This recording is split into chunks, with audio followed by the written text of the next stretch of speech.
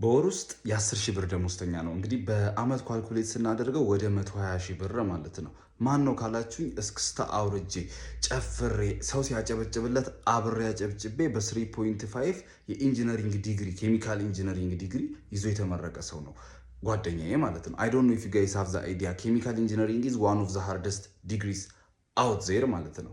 እና ይሄ ልጅ 3.5 ይዞ ነው የተመረቀው። አሁን ተመርቆ ሐዋሳ ላይ የ10 ሺህ ብር ደሞዝተኛ ሆኖ እየሰራ ነው። እና ይሄ ነገር ደግሞ ጭንቅላቴ ውስጥ ትምህርት እስካም ነው እንደ የሚለውን ጥያቄ እንዲፈጠር አደረገብኝ። እንዴት መሰላችሁ? የዚህ ልጅ ድካሙን አውቃለሁኝ፣ እኔ ጥረቱን አውቃለሁኝ። ላለፉት አመታቶች እንዴት ኮንስታንት ሆኖ እያነበበ እየለፋ እንደነበር አውቃለሁኝ። ግን 10 ሺህ ብር ሪዋርዱ ይመጣጠናል አይደል ነው። ምክንያቱም 10 ሺህ ብርም በቀን ስትከፋፍሉት ወደ 330 ብር ነው። በቀን ውስጥ ሌላ 330 ብር ማን እንደሚሰራ ታውቃላችሁ? የሊስትሮ ሰራተኞች።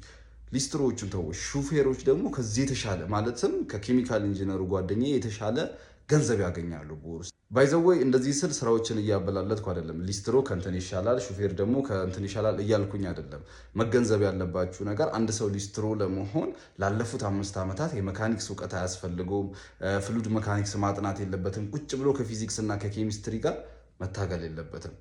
ግን ስቲል ከወጡ በኋላ እነዚህ ሰዎች ተመሳሳይ ነገሮች ናቸው። በፊት የሰሯቸውን ቪዲዮዎች ከተመለከታችሁ ደግሞ እኔ ትምህርት የማበረታታ የምደግፍ ሰው ነኝ እና ለመከራከሪያ ነጥብ ብዬ ሳነሳው የነበረው ደግሞ ብዙ ጊዜ ምንድን ነው ትምህርት ወይም ዲግሪ ሴፍቲ ይሰጠናል ነበር እያልኩኝ ያሉት። ግን አሁን ላይ ሳስበው ከጓደኛዬም ጋር በምደዋውልበት ጊዜ ስንነጋገር 10 ሺህ ብር በእውነት ሴፍ ነው ወይ የሚል ጥያቄ ውስጥ እንገባለን። ምክንያቱም ይሄ ልጅ ሐዋሳ ነው እየኖረ ያለው፣ ቤት ተከራይቶ ነው እየኖረ ያለው፣ ሐዋሳ ስራ እየሰራ ስለሆነ። ስለዚህ ወንድ ላጤ ነው፣ ውጭ ነው የሚባለው ወይ ደግሞ ቤቱ ነው ኩክ የሚያደርገው። ኢማጂን በ3 ሺህ ብር ቤት ቢከራይ ከዛ በኋላ 7 ሺህ ብር ነው።